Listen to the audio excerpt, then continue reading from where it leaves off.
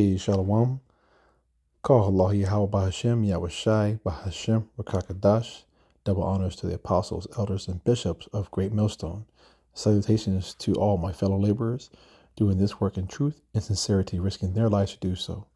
To the scattered hopeful elect across the four corners of the earth, and those among the heathen nations that look like the heathen nations, pursuant to Jeremiah 12:9, known as the speckled birds. So this is not a black thing. I am the disciple of Parium, a follower of Great Millstone, coming to you with a lesson in truth and sincerity. Now, this lesson is going to be titled Linking Amalek to Edom, 4 points to consider.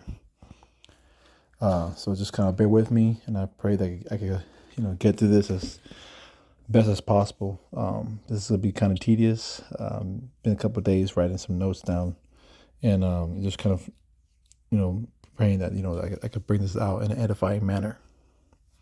So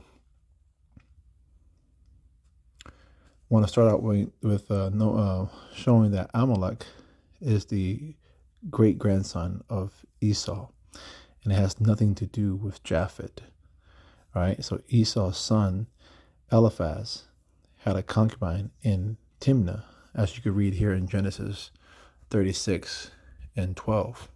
And it reads, and Timnah was concubine to Eliphaz, Esau's son, and she bare to Eliphaz Amalek. These were the sons of Adah, Esau's wives. Okay, now the small hats say that they're Ashkenaz, correct? And they're Ashkenazi. And now when you go to, there's a website called Chabad.org, and I want to include these so you guys could kind of look at these notes from their sources. It says Ashkenazism originate in the Rhine region, which is in Germany, hence the Yiddish, right? In the modern Hebrew, which is not actual Hebrew. It says that Ashkenazi Jewish population developed in the Rhineland, a region straddling France and Germany, more than 1,000 years ago. But the thing is, how did that name come about to be? Because the so-called Ashkenaz was not in that region at that time. Okay, so they were in the Levant region, and so again, Ashkenaz is the son of Gomer, who is the son of Japhet. And I want to show you something real quick. So this is going to be the genealogies from my King James 1611 Bible.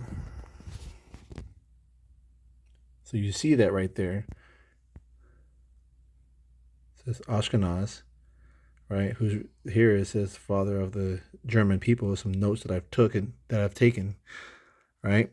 Again, going to Gomer and Japhet. So this whole anti-Shem thing really should be an anti-Japh thing, really, right? And it's not anti-Sem, it's anti-Shem or Sham, okay? So let's go back.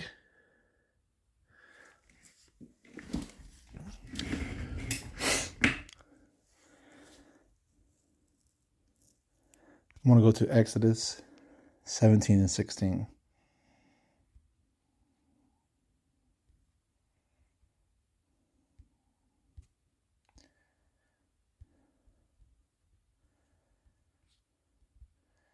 It says, for he said, because the Lord Yahweh Bashem Yahushai have sworn that the Lord Yahweh Bashem Yahushai will have war with Amalek from generation to generation.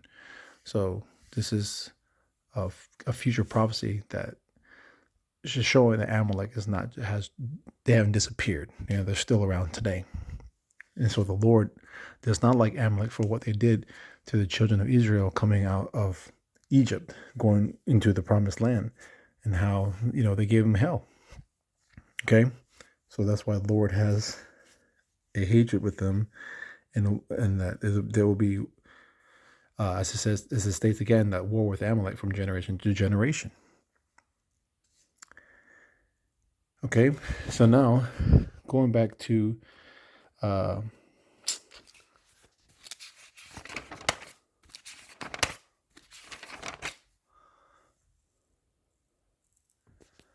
Yeah, so I want to go to this other article that I found, again from the same website. All right, so this is it's titled again from Chabad.org.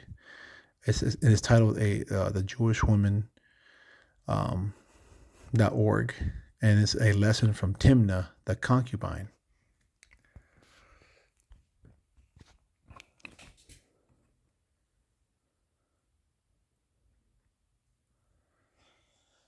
Let's see.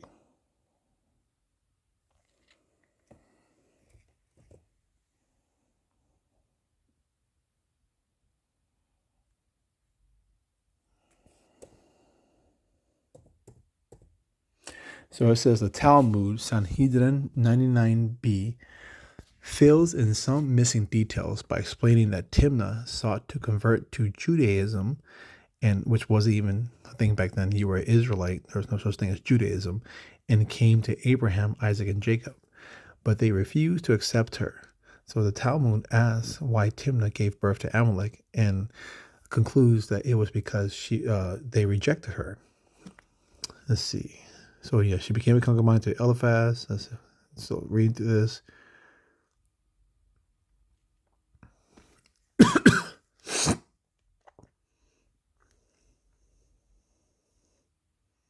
And so here it says Timnah's action seemed so righteous, so altruistic and pure. Why then would they result in a child who represents the antithesis of goodness and who is the very paradigm of evil?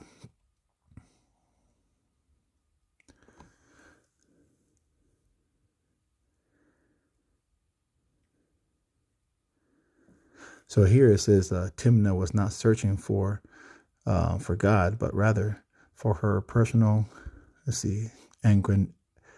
aggrandizement.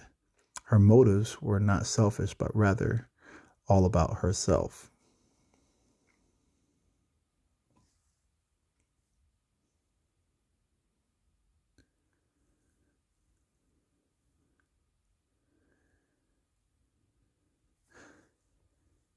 So they're saying that her actions were essentially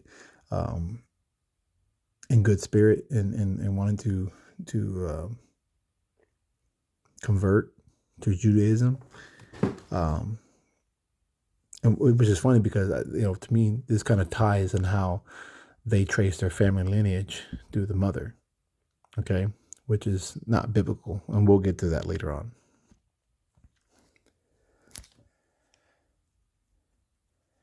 But yeah, here it says, many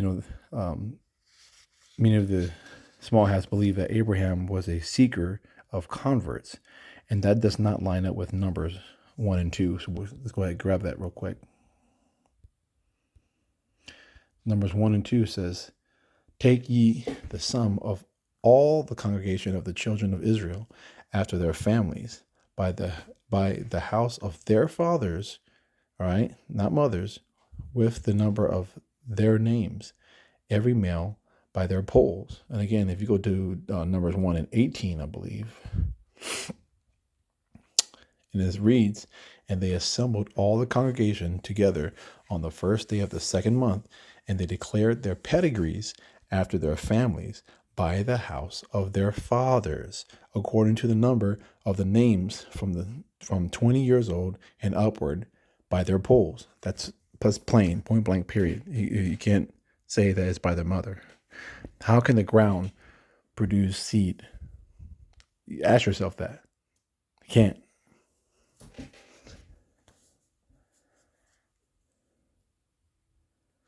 So we know that Amalek represents an attitude that is beyond repair because it is opposite of Yahweh's godliness. It is entirely egocentric. This is from the article again from the Chabad. And I'll go ahead and post this so you can read more into this. I'm just kind of hitting some of the highlights. It says, even while dressed up as an act of devotion to Yahweh, these are the seeds that can grow into the most extreme acts of evil fathomable. Okay. But really, it's funny because they're really speaking about themselves in this article, because Amalek later on becomes the Khazarian nation. And if you actually go out, and it's a book, it's called by author Arthur Koestler called the 13th tribe. And there's a lot of information that's in there, a lot of really good information that kind of basically details how the Khazarian Empire converted to Judaism with King Bulan. And I'll go ahead and post that book on the link as well.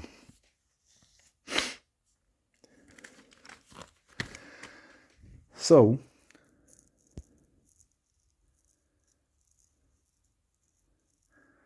basically, the Small Hats state that Ashkenaz is the biblical name of the grandson of Japhet, who's again really the ancestors of I believe the Germans.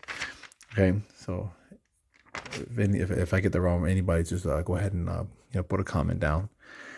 But let's go to Genesis 10, because this is where they kind of really condemn themselves. So I'm going to read from Genesis 10, verses 2 through 5.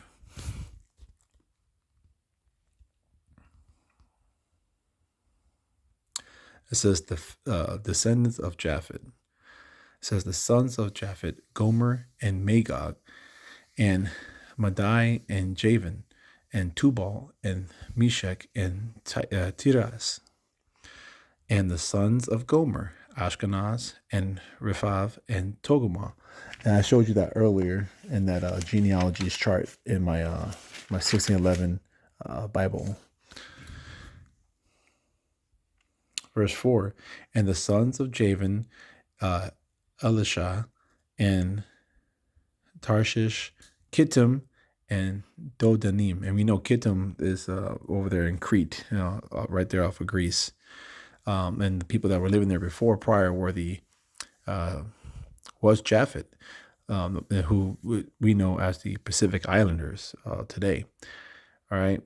And they were kicked out by Esau when Esau went up into Europe.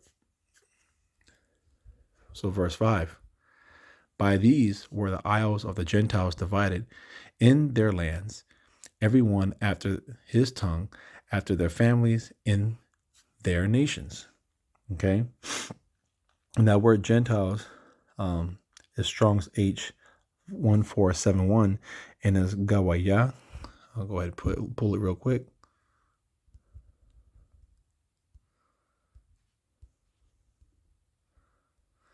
All right. And it's Gawaya from right to left. And those tick marks don't matter because that's, the Yiddish. There's no tick marks.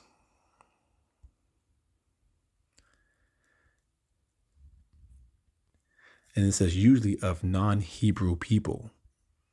Okay.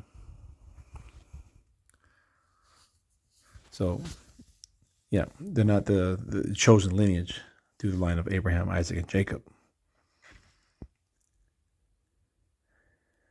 All right, so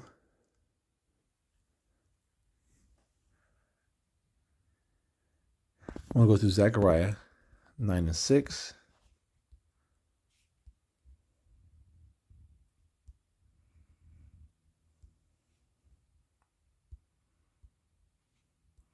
And it reads, and a bastard shall dwell in Ashdod, and I will cut off the pride of the Philistines.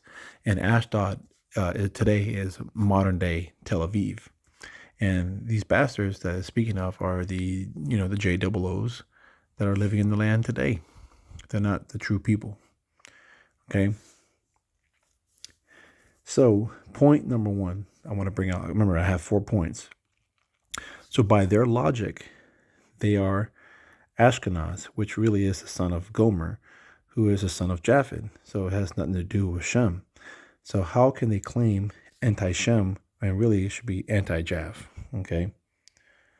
Number 2, you cannot convert to become an Israelite. So the Small Hats state that Timnah tried to convert to Judaism, and there's no such thing as Judaism in those days. All right, and then that right there is from Sanhedrin 99b. So and I already discussed numbers 1 and 2 and numbers 118. But yeah, so you always refer them. They always refer to themselves as Jews, which you got to break that down. Jew means Judah, Benjamin, and Levi. Okay, and we know that Levi is Levitical priesthood. So then the next question logically is, where are the other 10 tribes?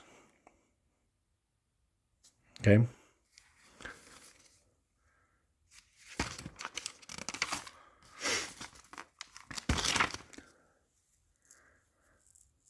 And point number 3 is Amalek did not disappear. All right. If you read right here in the picture that I have below, the second in the middle, it says Esau Edom is modern Jewry. And this is from the 1925 Jewish Encyclopedia, Volume 5, page 41. And actually, a lot of these you could find on a website called archive.org. That's archive.org. And you can actually pull up these different books that it shows, and you could, PDF, find it. Okay.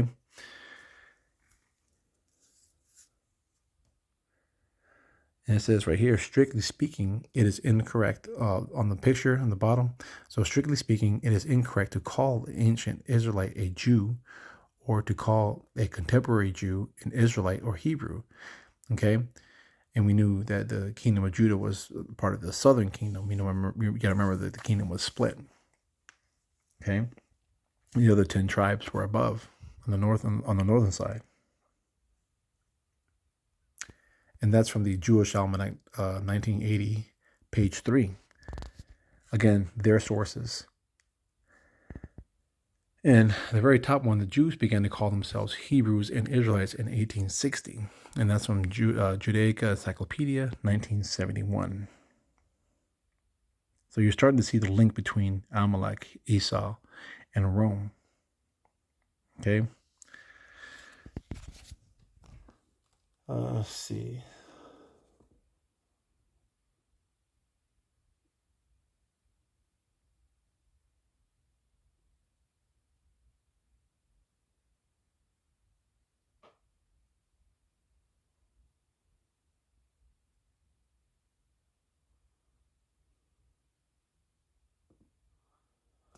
So, John Hyrcanus, who from the book of Maccabees, was a Maccabean descendant. Okay, he conquered Idumea, and he did what was a forced conversion. It was the only time that the Israelites did a forced conversion of Edom, and from there stemmed. That's where Herod, the line of Herod, came from. That line.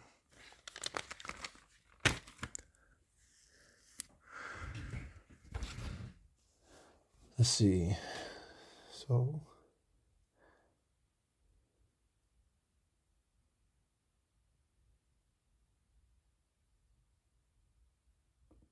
This is from a website called the Torah.com, and it's called Esau, the Ancestor of Rome.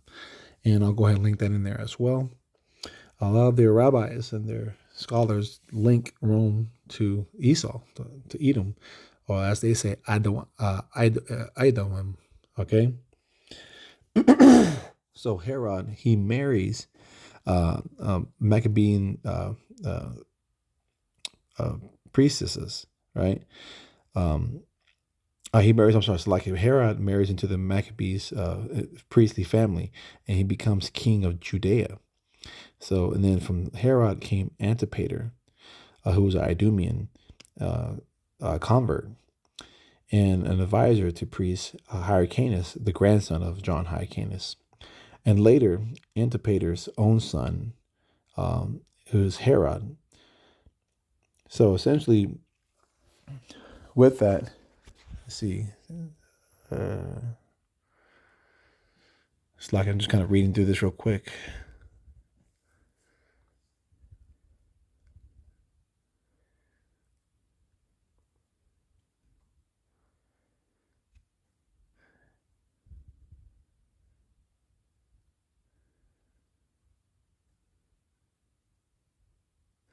Yeah, so essentially, Herod's line went into Rome, and then kind of spread from there.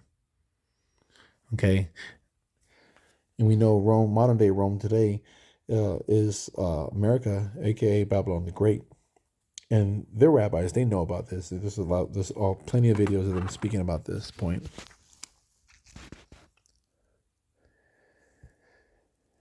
So we know that modern Christians, they use Genesis 12:3. I'm going to show you something real quick. And you see a lot of these politicians today trying to guilt trip these college campuses into being on their side.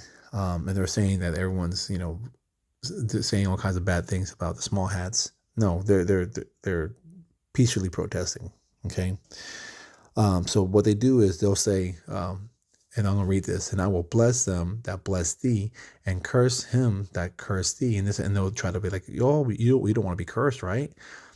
This is or Most High's chosen people. All right, and this is the plantation Christianity, particularly the white supremacist Christianity using this verbiage. And in thee shall all families of the earth be blessed. And so really this is just a cover cast. And we know that those are not the true people. All right. So, and because what you see right now is happening is there's a prophecy that's taking place is Jeremiah 49 and verse 20.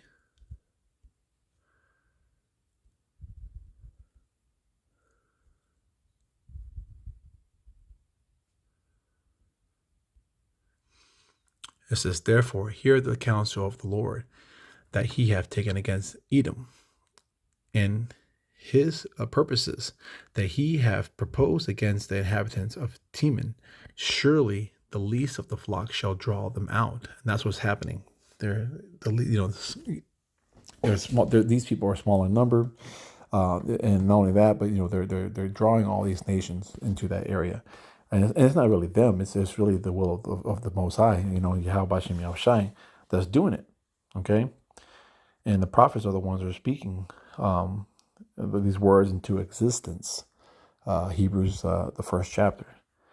All right? It says, surely he shall make their habitations desolate with them. Okay?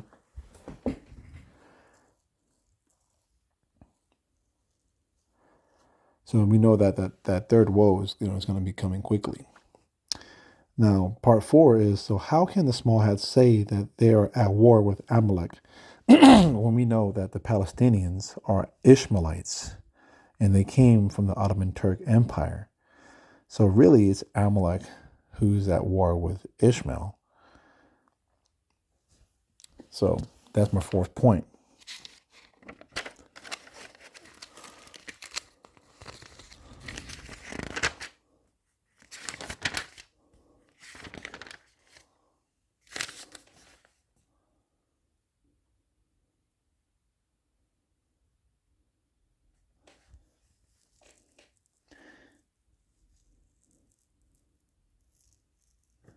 All right, so I'm going to go ahead and read 2nd Ezra 6 and 28.